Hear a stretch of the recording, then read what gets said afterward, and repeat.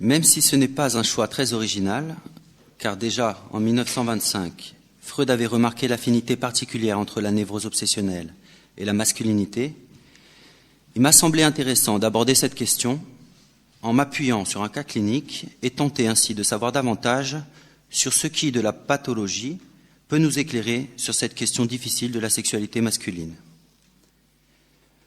Pour aborder ce thème qui, avec la sexualité féminine, fonde l'énigme même sur laquelle va venir s'édifier la psychanalyse, j'ai pris le parti de travailler la question en reprenant l'évolution du concept dans l'œuvre de Freud, en vue notamment de préparer le terrain pour aborder avec les apports lacaniens le fameux continent noir.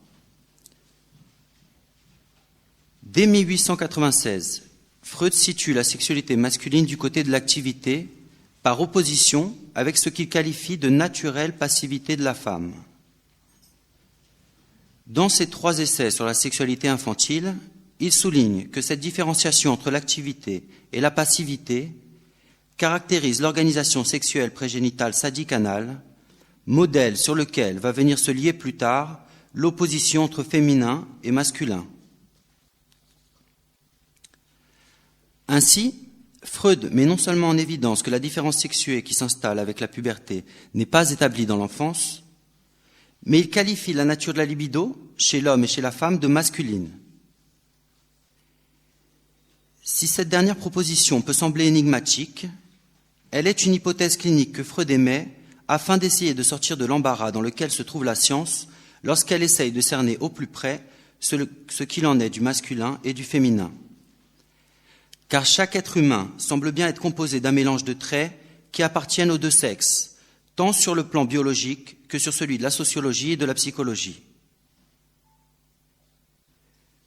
Dans 2 interventions parues dans le tome 2 des Minutes de la Société psychanalytique de Vienne, Freud énonce clairement l'impasse. En 1907, il dit « La classification des pulsions en pulsions masculines et pulsions féminines est affaire de convention. » Et 3 ans plus tard, « Nous ne savons pas ce que nous devons qualifier de masculin et ce que nous devons qualifier de féminin. » Même s'il reconnaît les limites de cette conception et son caractère particulièrement non exclusif, ce qui représente pour Freud au mieux ce qu'il en est de cette différenciation, c'est l'opposition entre les tendances à but passif et les tendances à but actif, qui vont avec la puberté venir se souder avec la différence des sexes. En effet, il faut tout de même qu'un but sexuel distinct soit assigné aux 2 sexes en fonction de leur rôle dans sa fonction de reproduction. Je cite Freud, « L'exécution du but biologique a été confiée à l'agression de l'homme et a été rendue, dans une certaine mesure, indépendante du consentement de la femme. » Très rapidement, Freud fait le lien entre l'activité et la pulsion d'emprise, à savoir le sadisme, lorsque cette pulsion est liée à la pulsion sexuelle. Plus tard, il associera celui-ci à la masculinité et le masochisme avec la féminité. Et surtout, il déplacera le rapport au niveau intrapsychique. La tendance sadique se retrouve dans le caractère cruel du surmoi à l'égard du moi, largement facilité par la tendance masochiste de ce dernier d'être lui-même un objet maltraité. Cela met en évidence le rapport de maîtrise et de soumission qui s'établit au sein même de l'appareil psychique entre l'injonction surmoïque et l'obéissance du moi à son maître. En 1914, lorsqu'il publie ses travaux sur le cas de l'homme au loup, Freud nous propose une conclusion très intéressante.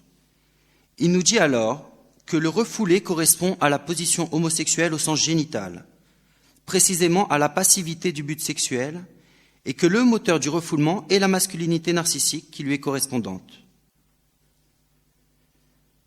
Dans son texte publié 4 ans plus tard, intitulé Dostoïevski et la mise à mort du père, Freud dira, je le cite, « La plus grande part des processus revient à la composante passive de la féminité refoulée. » Au regard de la clinique, cette hypothèse est particulièrement riche d'enseignements, notamment dans la lecture des troubles sexuels, et ceci, qu'il s'agisse d'hommes ou de femmes. C'est d'ailleurs une part importante de la résistance que l'on retrouve dans la cure, en tant que l'être se défend activement d'émotions passives qui peuvent se réactiver dans le transfert, au point d'en arriver à rompre ce dernier. L'idée de réaction, de rébellion contre la passivité nous intéresse donc particulièrement dans le cadre de la direction de la cure. Cette défense par rapport à la position passive, ce qu'il appelle alors le refus de la féminité, est justement ce qui apparaît comme le nœud le plus résistant en psychanalyse, tant chez la femme, en tant qu'il se manifeste comme envie du pénis, ce que Freud nommait plutôt complexe de masculinité, que chez l'homme, dans ce cas d'Adler va théoriser sous le nom de protestation virile. Je cite Freud. « À aucun moment du travail analytique on ne souffre davantage du sentiment oppressant de répéter des efforts sans succès et de l'insidieuse impression que l'on prêche aux poissons que lorsqu'on veut amener les femmes à abandonner leur souhait de pénis comme impossible à mettre en œuvre et qu'on voudrait convaincre les hommes qu'une position passive envers l'homme n'est pas toujours la signification d'une castration et qu'elle est indispensable dans de nombreuses relations de l'existence.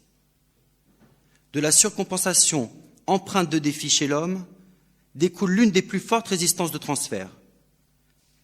L'homme ne veut pas se soumettre à un substitut paternel, ne veut pas être son obligé, ne veut donc pas davantage accepter du médecin la guérison. Si Freud attribue cette résistance de transfert spécifiquement du côté de l'homme, il me semble que l'on ne puisse pas sous-estimer cette réaction chez la femme dans le cadre de ce qu'il appelle le complexe de masculinité.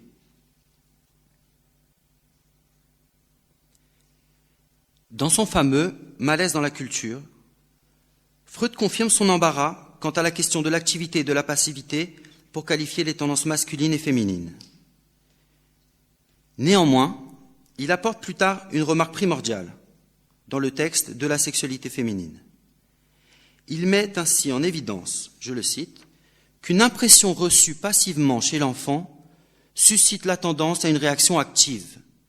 Il essaye de faire lui-même ce qui auparavant a été fait sur ou avec lui. C'est à mon avis un point essentiel pour tenter de mieux cerner la sexualité masculine. On peut ainsi l'envisager comme une forme de renversement par identification au séducteur des premiers temps de la vie, à savoir la mère ou son substitut, une forme de réaction en miroir qui laisse apparaître le fond de transitivisme sur lequel elle se construit. Finalement, la sexualité masculine semble plus liée, du point de vue imaginaire, à une identification à la mère phallique, à cette première balise de structuration symbolique qui se fait jour dans les premiers jeux de l'enfant. La jouissance masculine paraît donc s'inscrire lors de la structuration psychique et corporelle qu'apporte le processus du stade du miroir, dans ce rapport de maîtrise où le langage permet à l'être d'exister et de trouver dans son aliénation à l'image spéculaire un support unifiant à son existence. Mais avant de développer plus avant cette hypothèse qui s'appuie sur les développements lacaniens, restons encore un peu avec Freud afin de mieux baliser le terrain qui n'est pas sans être miné. Dès 1908, Freud part du modèle maternel de choix d'objet chez l'homme, dans ce qu'il appelle alors la vie amoureuse normale. Avec l'introduction du narcissisme dans l'édifice psychanalytique, quelques années plus tard, il met en évidence que les deux choix d'objets originaires présents en proportion variable chez l'homme sont lui-même et la femme qui lui donne ses soins. Il précise alors que pour la femme, le choix d'objet par étayage s'oriente sur l'homme qui protège, mais ce qui me semble être essentiel dans ce que Freud va mettre en évidence à la fin de sa vie, c'est que le rapport au père s'institue secondairement. Le lien au père apparaît donc comme une forme de déplacement du rapport initial à la mère, et c'est probablement dans ce mode de relation des premiers temps entre l'enfant et sa mère ou son substitut que nous pouvons localiser ontologiquement quelque chose de ce qu'il en est de la jouissance féminine. En effet, celle-ci semble trouver son essence, son modèle d'expression dans cette première forme de sexualité qui touche l'enfant avant qu'il n'advienne au langage, avant qu'il ne puisse reconnaître l'illusion de son unité lors de ce que Lacan va nommer le stade du miroir. Sur la base de cette hypothèse, on peut donc légitimement se demander si pour accéder à cette jouissance si spécifique, une femme ne doit-elle pas briser le miroir qui lui donne l'illusion de sa maîtrise. car si ce mode de jouissance se situe bien en deçà de cette articulation du signifiant et de l'image qui fixe dans l'unité spéculaire le rapport de l'être au langage, dans le versant du sens, peut-être que le mur qui s'érige sur le chemin de notre compréhension de la jouissance féminine tient au fait précisément qu'elle jouit de n'y pas comprendre. Mais revenons sur le sujet qui nous occupe aujourd'hui. En mettant en avant l'hypothèse de l'angoisse de castration, Freud remarque alors que cette protestation virile est dirigée à l'égard spécialement d'un autre homme, et qu'envers les femmes, certains hommes font preuve d'un véritable assujettissement qui ne semble pas leur poser de problème. C'est justement ce qui est en jeu dans la question de l'impuissance psychique que l'on retrouve régulièrement dans la névrose obsessionnelle. Celle-ci se caractérise, dans le cas que je vais vous présenter, par un détournement de la libido nécessaire à l'engagement de l'acte sexuel génital. Jean est très loin du discours psychanalytique, et c'est certainement ce qui nous rend sa parole d'autant plus précieuse. Il se décrit comme quelqu'un de timide, de réservé, d'introverti, comme quelqu'un, dit-il, qui répond toujours à la demande et qui est de ce fait très docile. Il remarque que son désir sexuel à l'égard de sa compagne oscille de manière énigmatique, tantôt absent de manière radicale, tantôt présent, mais toujours timidement. Dans ses rapports à certaines femmes, il est passif, il laisse l'autre diriger et se complaît dans cette facilité où il a juste à suivre ce qu'elle lui demande. Il laisse les autres prendre des décisions et cela lui permet clairement de ne pas s'engager. Ce sont ces mots. Il trouve un bénéfice à ne pas prendre position. Il souffre de ce non-positionnement, ce qui le motive dans sa psychanalyse à venir s'engager avec sa parole. Sa femme lui a fait remarquer qu'il avait une sexualité très mécanique, très rigide. Je souris intérieurement parce que au début il pensait, il se doutait pas du tout de ça, donc ça a été un peu un choc pour lui d'apprendre ça. En fait, il se met la pression et se sent écrasé par l'impératif d'y arriver. Dans ces moments où nous pouvons voir s'exprimer la fureur de l'injonction surmoïque, il n'éprouve pas de plaisir. Ce dernier lui est radicalement interdit, de la même manière que tout ce qui concerne le toucher, et il réalisera bientôt que derrière ces interdits se cachent des fantasmes incestueux. Dès 1907, Freud lit l'impuissance chez l'homme avec une activité sexuelle de type féminine. Et il précise que la libido est alors liée à des représentations inconscientes. Quelques années plus tard, il lève le voile sur la nature oedipienne de ces représentations refoulées et met en évidence l'importance des fantasmes masochistes qui se cachent derrière l'impuissance psychique. Cette position de soumission est clairement présente chez Jean. Sa passivité dans son rapport aux autres, dans sa vie de manière générale, Jean l'interprète finalement comme un moyen d'éviter de se confronter à ses désirs oedipiens, comme un moyen d'éviter la confrontation à son père et son désir sexuel envers sa mère. Il se rend compte alors qu'il s'identifie beaucoup plus à sa mère qu'à son père et qu'il est plus proche, dit-il, de la féminité que de la masculinité. Puis, il poursuit en donnant une très belle définition de la névrose. Je le cite. On disait tout à l'heure que c'est le patient qui est le prof. Je suis entre les deux, je ne veux pas choisir, me positionner, mais du coup, c'est vide, c'est une question. Sa position passive, Jean l'articule petit à petit avec son masochisme, avec l'idée de se faire punir et surtout avec la satisfaction qu'il reconnaît en tirer. Moi, dit-il, je suis plus à me faire humilier. Ce qu'il fait effectivement avec une collègue de travail envers qui il éprouve une forme de fascination. Vis-à-vis de sa compagne, Jean se positionne comme un enfant.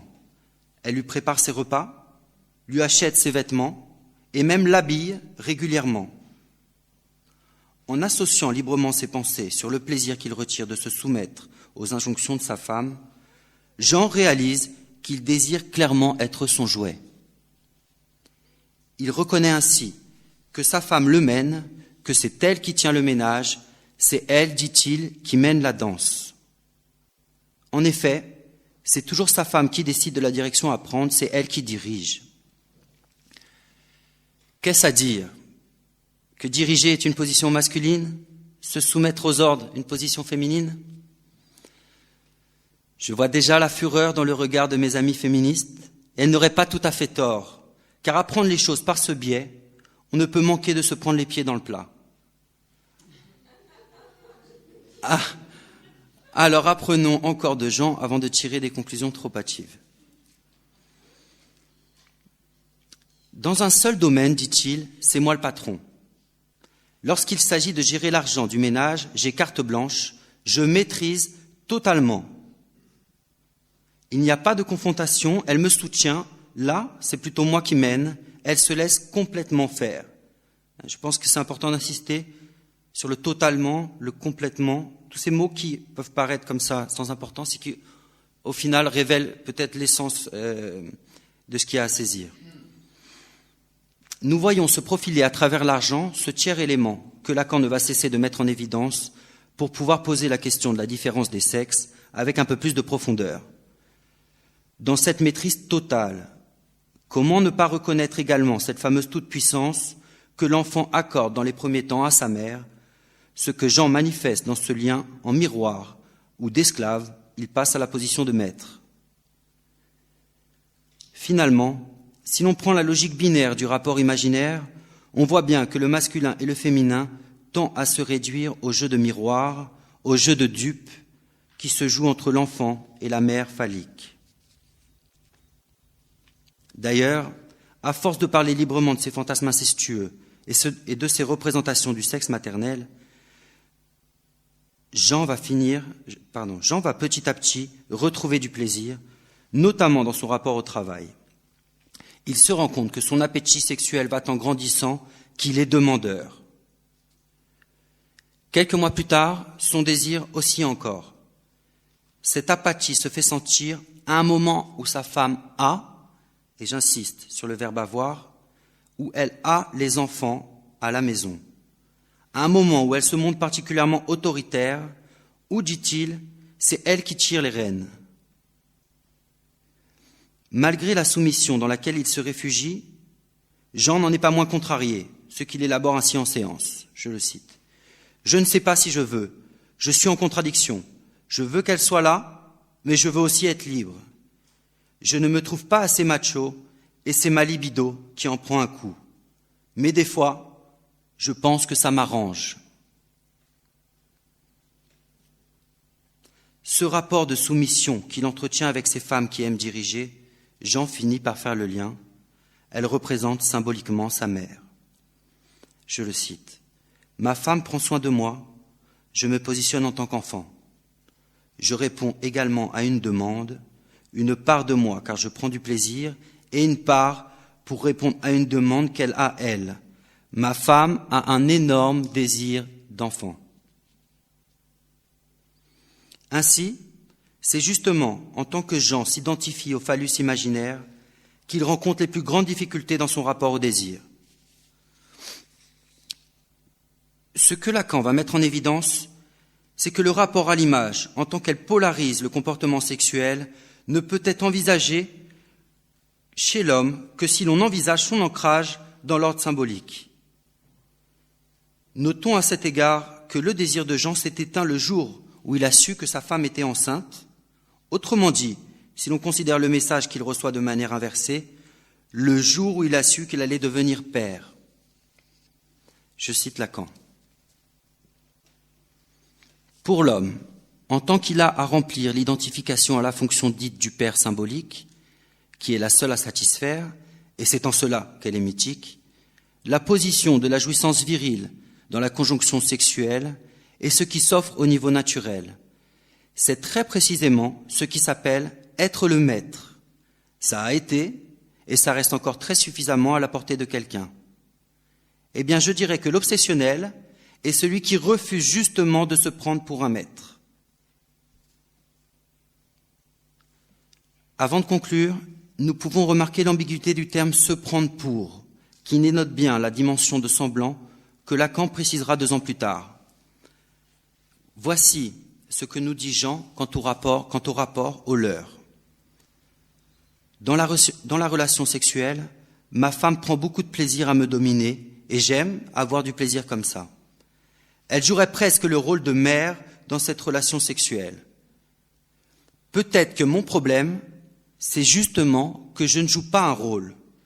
C'est plus mon positionnement, il n'y a pas de jeu.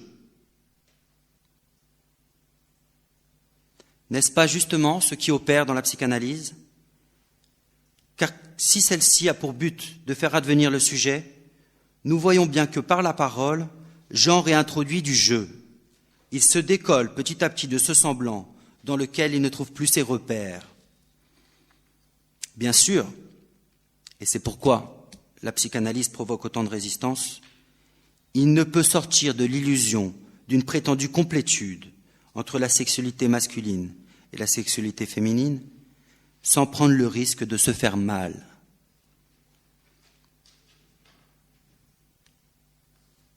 Ainsi, cette manière de poser la question du côté de l'opposition entre passif et actif peut donc trouver un intérêt si nous prenons la mesure de sa fonction à venir suppléer à une faille symbolique, à cette béance qui fera dire à Lacan que le rapport sexuel n'existe pas. Je vous remercie.